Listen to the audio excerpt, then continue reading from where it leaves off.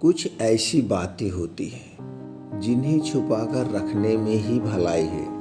यदि आप इन बातों को लोगों को बताएंगे तो पछताएंगे और अपमान भी झेलना पड़ेगा। यह भी हो सकता है कि आप किसी भारी मुसीबत में फंस जाए। आओ जानेंगे कि वो कौन सी 10 बातें हैं जिन्हें कभी भी किसी को भी नहीं बतानी चाहिए, यानी यहाँ तक कि अपनी पत्नी को भी या अपने पूरे परिवार को किसी सदस्य को भी नहीं बतानी चाहिए। कुछ ऐसी बातें होती है, अगर आप इसको बताते हैं अपने पैरों में आप कुल्हाड़ी मार रहे हैं। तो कौन सी 10 बातें हैं, इसको हम एक कहानी के माध्यम से जानते हैं। चलिए दोस्तों, कहानी को शुरू करते हैं। राधे राधे, जय श्री राम। दोस्तों, आप सबका इस चैनल पे स्वागत व अभिनंदन है। आप सबका स्वागत व अभिनंदन है एक बार फिर से। दोस्तों, हमारा उत्साह बढ़ाने के लिए आप लाइक या कमेंट कर सकते हैं। आपको अगर ये 10 बातें दिल को छू जाए तो दोस्तों ज़्यादा से ज़्यादा लोगों तक जरूर शेयर करें। एक समय की बात है, एक राज्य में रामदास नाम का एक व्यापारी रहता था। व्यापारी बहुत ही मेहनती था, बहुत ईमानदार था। वह पूजा पाठ में ध्यान रखता था। उसकी एक पत्नी थी। सेठ शुरू में बहुत गरीब था, जिससे उसकी शादी थोड़ा सा लेट हुई थी। यानी कि उसकी पत्नी और सेठ में 10 साल का डिफरेंट था। तो दोस्तों, सेठ बहुत भोला भी था और ईमानदार भी था। सेठ अपनी ईमानदारी और मेहनत के बल पर कुछ ही दिनों में बहुत बड़ा उसका व्यापार हो गया। व्यापार धीरे धीरे उसकी मेहनत के बल पर बढ़ता जा रहा था। जब अब उसका व्यापार बढ़ता जा रहा था तो उसने सोचा, क्यों ना हम अपनी सहायता के लिए एक मुनीम को रख लेते हैं। वह सेठ अपनी सहायता के लिए, अपने व्यापार की देखभाल के लिए एक मुनीम को रखता है। मुनीम को जो रखता है, मुनीम नवयुवक यंग था। अब मुनीम जो उसका था, मुनीम को सारी अपनी देखभाल करता था। उसका माल कहाँ से आ रहा, उसका लेखा जोखा, माल को कहाँ भेजना है, उसका लेखा जोखा। अब उसका टोटल कारोबार मुनीम के ऊपर धीरे धीरे सौंपने लगा। अब मुनीम को यहाँ तक कि बैंक में कितने पैसे डालने हैं, कहाँ से बैंक में पैसे निकालने हैं, सब कुछ अब वह धीरे धीरे मुनीम के जिम्मे सौंपने लगा। मुनीम भी देखने लगा। अब मुनीम को यहाँ तक कि कुछ गुप्त बातें होती थी, जैसे वह जो मेहनत करता था, कभी कोई छोटी सी बीमारी होता था तो भी वह मुनीम से अपनी चर्चाएं करता था, क्योंकि वह मुनीम को अपना सब कुछ मानने लगा। अब मुनीम भी सेठ का बहुत विश्वास पात्र आदमी बन गया।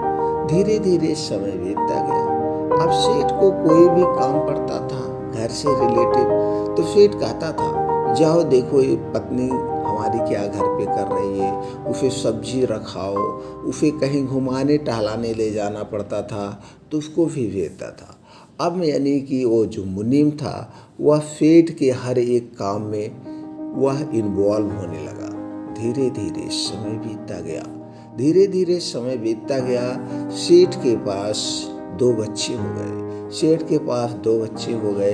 अब जो है सेठ धीरे धीरे उम्र उसकी ढलती गई। अब ढेर मेहनत बहुत किया था शुरुआत दौर में। वह इतना मेहनती था, मेहनत ज़्यादा करने की वजह से उसे कुछ बीमारियां होने लगी। अब उसे अगर छोटी मोटी भी बीमारी होती थी तो अपनी पत्नी से बताता था, तो उसकी पत्नी कहती थी, ठीक है, विश्वास रखिए, सब कुछ ठीक हो जाएगा। और ये सारी बीमारियां वह अपने मुनीम से भी बताता था। तो मुनीम भी यही आश्वासन देता था, सेठ जी आप टेंशन मत लीजिए, आप थोड़ा सा आराम करिए, हम आपके सारे काम को सुचारू ढंग से चलाते रहेंगे, आप दिक्कत मत करिए। अब सेठ और थोड़ा सा जब आराम करता, अब सेठ ये भी उसके जिम्मे सौंप दिया, कहाँ से कितना माल आ रहा है, किस व्यापारी को कितना माल देना है, किस व्यापारी को क्या रेट में, यानी सब कुछ वह मुनीम के ऊपर छोड़ दिया। अब जब मुनीम के ऊपर सारे कामकाज को छोड़ दिया तो जो व्यापारी थे, अब व्यापारी सेठ को कम, मुनीम को ज़्यादा जानने लगे। अब मुनीम यहीं पे मुनीम को कुछ लालच आ जाती है। मुनीम कुछ लालच आता है तो धीरे धीरे वह कागजों में, पैसों में घपला करने लगता है। लेकिन इस बात से सेठ अनजान था। अब इस बात से सेठ अनजान था। सेठ अब थोड़ा आलसी होने लगा। धीरे धीरे सेठ आलसी होने लगा। अब सेठ की पत्नी को कहीं मार्केट में जाना होता कपड़े लेने या कहीं शादी ब्याह किसी उत्सव में, तो वह मुनीम के साथ गाड़ी से भेज देता था। अब मुनीम इनकी पत्नी को भी टहलाने घुमाने लेते जा, जिसकी वजह से इसकी पत्नी, सेठ की पत्नी यानी मुनीम से नज़दीकियां बढ़ती गई। अब दोनों एक दूसरे के मन की बात करने लगे। अब यहाँ पे भी सेठ की पत्नी का लगाव मुनीम नवयुवक यंग था, उसके ऊपर आकर्षित होता गया। अब धीरे धीरे दोनों में कब प्रेम हो गया कुछ पता ही नहीं चला। अब जब दोनों में प्रेम हो गया तो मुनीम, अब यहाँ पे मुनीम क्या करने लगा, मुनीम अब सेठ की पत्नी को मिला करके अब जो सेठ के जायदाद धन थे सब कुछ अब धीरे धीरे वह अपने नाम करते चला। अब धीरे धीरे जायदाद को अपने नाम करते चला गया। अब सेठ इस सबसे अनभिज्ञ था। अब सेठ धीरे धीरे जब अनभिज्ञ था और उसकी उम्र ढलती जा रही थी तो उसने कुछ ऐसी बीमारियां लग गईं जो ठीक होने वाली नहीं थी। अब ये भी वह अपनी पत्नी से बताता, सेठ से बताता। अब उधर सेठ की पत्नी और उस मुनीम की अनदेखियां और बढ़ गई। अब एक दिन ऐसे हुआ, सेठ की पत्नी और मुनीम दोनों जाकर के शादी कर लेते हैं। अब दोनों शादी कर लेते, लेकिन इस शादी से सेठ धीरे धीरे अनभिज्ञ था। लेकिन जो कहा गया है, जो बातें जब हो जाती हैं वो छुपती नहीं छुपाई। अब सेठ के कानों में धीरे धीरे ये बातें आने लगी। सेठ फिर निगरानी करने लगा, क्या है वास्तव में ये बातें सत्य है, क्या इसको प्रमाणित किया जा सकता है। इन बातों की पुष्टि के लिए सेठ अब उन सबके चाल चलन, उठन बैठन पे निगरानी रखने लगा। तो धीरे धीरे सेठ की पत्नी और उस मुनीम की सच्चाई सेठ के सामने आई। अब ऐसे अचानक एक दिन सेठ भी परीक्षा लेने के लिए मुनीम से कहता है, तुम ले जाओ मेरी पत्नी को कहूँ घुमा लाओ। अब वो मुनीम सेठ की पत्नी को घुमाने ले जाता है। अब सेठ इसकी पुष्टि करने के लिए वह पीछा करता है और ये सच्चाई देखता है। अब वो जब सच्चाई देखता है और उसकी पत्नी देख लेती है, मुनीम भी देख लेता है। उसी दिन ये होता है, बात सामने आ जाती है। जब बात सामने आ जाए तो उसकी पत्नी खुल करके कहती है, मैं तुम्हें जो है इस्तीफा दे रही हूँ, जान लो इस्तीफा दे रही, यानी तलाक उसको छोड़ देती है और वो मुनीम के साथ हो जाती है। अब मुनीम कहता है, अब मुनीम को ये नहीं पता था कि अंदर क्या हुआ। अंदर सारी कागजात, जमीन, प्रॉपर्टीज और जो बिजनेस का लेन देन था वो तो मुनीम पहले ही जानता था। सारे व्यापारी उसके संपर्क में थे। अब यहाँ पे सेठ को मुनीम की पत्नी छोड़ देती है और फिर जब सेठ छोड़ के सोचता है मुनीम को निकाल दो, मुनीम से कहता तुम अब मेरे काम से चले जाओ। अब सेठ मुनीम, अब वहीं पे मुनीम कहता, सेठ मैं नहीं जाऊँगा, तुम यहाँ से चले जाओ, ये सारे बिजनेस सब कुछ हमारे हैं, हमारी पत्नी के। अब देखिए हमारी पत्नी की है। अब सेठ हक्का बक्का हो जाता। सेठ सब कुछ जब पता करता तो बैंक बैलेंस खाली था। अब जो बैंक बैलेंस था भी वो मुनीम और सेठ की पत्नी के नाम, सारे कागजात सेठ की मुनीम की पत्नी के नाम हो गए। अब सेठ यहाँ पे करे तो क्या करे, अब ना ये घर का हुआ ना घाट का हुआ। अब ये अपने आप को अपने भोलेपन पे पछता रहा है। अब दोस्तों, अब इसमें वो हम बताते हैं वो जो 10 बातें थी जहाँ पे मुनीम ने गलती किया, और वो 10 बातें कौन सी है जो हमें किसी को भी नहीं बतानी चाहिए, यानी कि अपनी पत्नी को भी नहीं बतानी चाहिए, अपने भी हमको ठोकर मार सकते हैं। तो 10 बातें हम जान लेते हैं। पहला है अपने दाम्पत्य जीवन के बारे में। अपने दाम्पत्य जीवन, घर परिवार के बारे में हमेशा गोपनीय रखना चाहिए। यदि आप किसी मित्र, परिचित या रिश्तेदार को यह बातें बताते हैं तो इससे घर के सदस्यों में आपसी मनमुटाव और आत्मविश्वास की भावना बढ़ती है और परिवार का विघटन होता है। साथ ही साथ आपके घर का राज धीरे धीरे सार्वजनिक हो जाता है। घर की बातें बताने से दूसरों को सहानुभूति हासिल की जा सकती है, लेकिन आप कुछ समय के लिए जरूर आपको अच्छा महसूस होगा, वह आप में हामी मिला देगा, लेकिन इससे आपकी कमजोरी प्रदर्शित हो जाएगी। इसलिए कभी भी दाम्पत्य जीवन, आपके परिवार, आपकी पत्नी के बारे में क्या संबंध है, कैसे, इसे कभी किसी को नहीं बताना चाहिए। अपना दाम्पत्य जीवन छुपा के रखना चाहिए। दूसरा है अपमान की बात। यदि सार्वजनिक रूप से या व्यक्तिगत रूप से आपका किसी ने अपमान किया है तो इसका जमकर प्रतिकार करें। यह भी याद रखें कि आप अपने अपमान को प्रचलित नहीं करेंगे और फिर कई लोग आपके अपमान करने वाले लोगों को आपकी बात पर भांप लेंगे। इसलिए अपनी जो भी बातें हैं अपमान की किसी से न करें, क्योंकि लोगों के आपके साथ कभी भी सहानुभूति नहीं रहती है। जो लोग किसी की सहानुभूति अर्जित करना चाहते हैं वहीं अपने अपमान के बारे में किसी से भी चर्चा करते हैं तो दूसरा यह कि खुद के द्वारा हुई धोखाधड़ी या आप कहीं कोई काम कर रहे हैं धोखा खाएं, तो ये सब नहीं बताना चाहिए। ये सब अगर आप अपनी पत्नी से या किसी से भी परिवार में बताएंगे तो किसी कारणवश कोई बात होती है तो वही आपको यही उलेहना देंगे कि तुम तो यहाँ धोखा खाए थे, तो वही अपना ही अपमान होगा। तो इसलिए अपमान की बातें कभी किसी से जाहिर नहीं करना चाहिए। और तीसरा क्या है, आर्थिक कमजोरी के बारे में। आप अपने घर के आर्थिक हालात का किसी से चर्चा ना करें, धन को गुप्त रखें। लोग आपसे जानना चाहेंगे कि आप कितना कमाते हैं और आप कितना नहीं कमाते हैं। यदि आप सीधे नहीं बताएंगे तो ये लोग दूसरे तरीके से पूछताछ करके अनुमान लगा लेंगे। हालांकि आप अपने धन को जितना हो सके उतना गोपनीय रखें तो उतना ही आपके लिए अच्छा होता है। इसलिए नहीं कि लोग आपसे कर्जा मांग लेंगे बल्कि फिर नहीं लौटाएंगे। इससे आपके भी कई कारण हैं। धन को अपने मित्र, परिचित या रिश्तेदार से गोपनीय ही रखने की सलाह दी जाती है। अपने धन का आप जितना बखान करेंगे आप उतना ही जो है बुरे में फंसेंगे। अगर आप अपने धन की कमजोरी के बारे में कि आप हमारे पास पैसे नहीं है, आप सोचेंगे दूसरा आपके ऊपर जो है वो हो जाएगा, आपकी बातों को सुन करके सहानुभूति करेगा। वो कुछ देर के लिए कर सकता है लेकिन वो फिर दोबारा आपसे कट्टी काट लेगा, कहीं ना कहीं ये हमसे पैसे मांग लेंगे।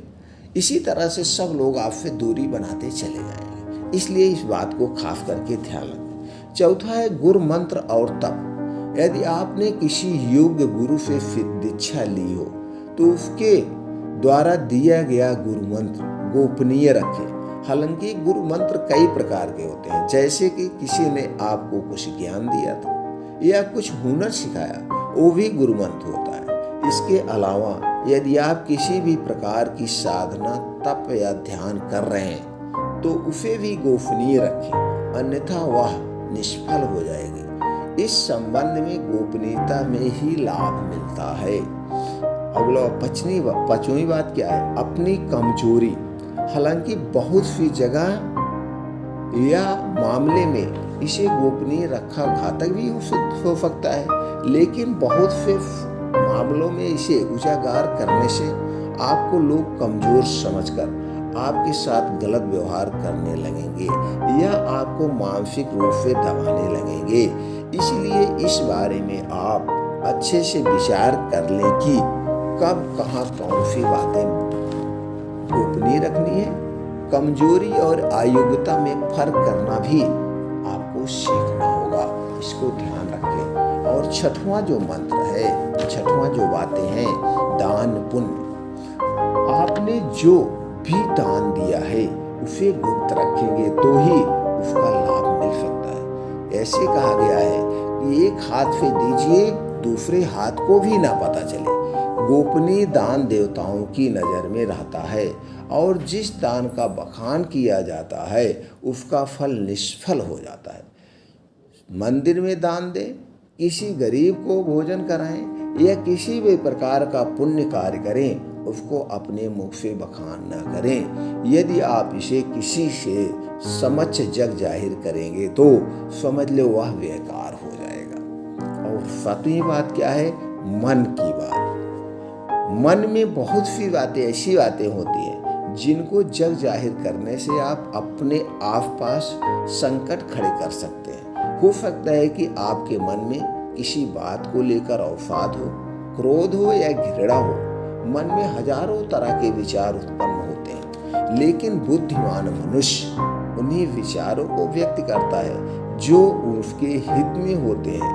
लेकिन इस तरह की बातों को जग जाहिर करने से आपके संबंध में लोग एक तरह की राय बनाना शुरू कर देंगे और फिर लोग आपकी अच्छी बातों को नहीं सुनेंगे और आपके उस गुस्से की ही चर्चा करेंगे। आपके 10 अच्छे कार्य उस एक मन के विचार के सामने कमजोर पड़ जाएंगे। और 8वीं जो है दवा, बीमारी। आप यदि किसी प्रकार की दवाई खाते हैं तो उसे गोपनीय रखें। माना जाता है कि दवा का असर भी तब तक काम करता है जब तक वह गोपनीय हो। हालांकि कुछ लोग इससे भी इत्तेफाक रखते हैं, लेकिन प्राचीन काल में हो सकता है कि यह किसी विशेष रोग या औषधि के लिए कहा गया हो। पहले के कुछ लोग दुर्लभ वनस्पति से जानकार भी होते थे। बहुत से लोग कहते हैं कि यदि आप दारू पीते हैं तो वह भी तभी तक उचित है जब तक उसकी गोपनीयता भंग ना हो। जिस दिन लोगों को उसके बारे में पता चलता है तो लोग समझेंगे उसी दिन का आपका पतन भी होना शुरू हो जाता है। और दोस्तों, अगर आप अपनी बीमारी अपनी पत्नी से भी बताते हैं तो हो सकता है जो सेठ के साथ हो, आपकी पत्नी कुछ नवयुवक हो, उसे लगता हो कि अब सेठ के साथ हमारा भविष्य आधा अधूरा है, तो अभी दूसरे के साथ जा सकती है। इसलिए अपनी जो भी दवा आप खा रहे हैं, आपकी बीमारी जो भी है, इसे विशेष करके ध्यान रखें। हो सके जहाँ तक हो सके गुप्त ही रखें। और अगली 9वीं जो है दोस्तों, अपनी आमदनी। आप कभी भी अपनी कमाई का जरिया, आपका स्रोत क्या है, आप जो व्यापार कर रहे हैं उस व्यापार किससे कर रहे हैं, उसमें कितना प्रॉफिट हो रहा है, कितना लॉस हो रहा है, उस चीज को कितने प्रॉफिट पे बिजनेस कर रहे हैं, आपको बिजनेस करने वाला अगला पर्सन कौन है, ये सारी चीजें आपको सीक्रेट रखना पड़ेगा अपने मुनीम से, अपने दुश्मन से, अपने पड़ोसी से, अपने मित्रों से। अगर ये चीजें आप शेयर करेंगे तो कल ना कल आप अपने बिजनेस से हाथ धो लेंगे, जैसे सेठ के साथ हुआ। अब दोस्तों, अगली 10वीं जो बात है, भविष्य की योजना। एक बात खास करके ध्यान रखिए दोस्तों, भविष्य की योजना के बारे में। आपका भविष्य में क्या प्लान है, आप भविष्य में कौन से बिजनेस करने वाले हैं और उस बिजनेस को कैसे करेंगे। ये भविष्य की जो बात होती है, आपके मन में फ्यूचर की जो बात होती है, इसे कभी भी किसी से भी, चाहे वो आपका कितना भी खास हो, अब खास में क्या पत्नी हो सकती, पत्नी से भी नहीं बताना चाहिए। कल की आपकी है कि नहीं है, ये भी किसी का कोई भरोसा नहीं होता है। इसलिए आप अपने भविष्य की योजना के बारे में, भविष्य के प्लान के बारे में कभी किसी से नहीं बताएंगे। तो दोस्तों, अगर ये बातें आप 10 नहीं बताते हैं तो आपका जीवन हमेशा खुशियों से भरा रहेगा। आप कभी भी किसी भी मुश्किल का सामना नहीं करेंगे। इस बात को आप समझ चुके होंगे सेठ की इस कहानी के माध्यम से। अगर ये बातें और ये कहानी आपको अच्छी लगी हो तो दोस्तों कमेंट बॉक्स में जाकर हमें बताएं और ज़्यादा से ज़्यादा लोगों तक शेयर करें, जिससे उन्हें भी अपने भविष्य में ऐसी गलतियां ना करने का एक सबक मिल जाए। हमारा आपका एक ही उद्देश्य हो कि ज़्यादा से ज़्यादा लोगों तक जागरूक करें, उनका जीवन जिससे खुशियों से भरा रहे। तो दोस्तों, एक बार फिर रिक्वेस्ट करेंगे, चैनल को सब्सक्राइब करके बेल आइकॉन का बटन ऑन कर दीजिए। इससे हम बहुत उत्साहित होते हैं, बहुत बहुत अच्छी खुशी मिलती है। फिर मिलते हैं ऐसे ही और ज्ञानवर्धक कहानी के साथ अगले वीडियो में। तब तक आप अपने परिवार के साथ खुश रहिए, मस्त रहिए, एंजॉय करिए।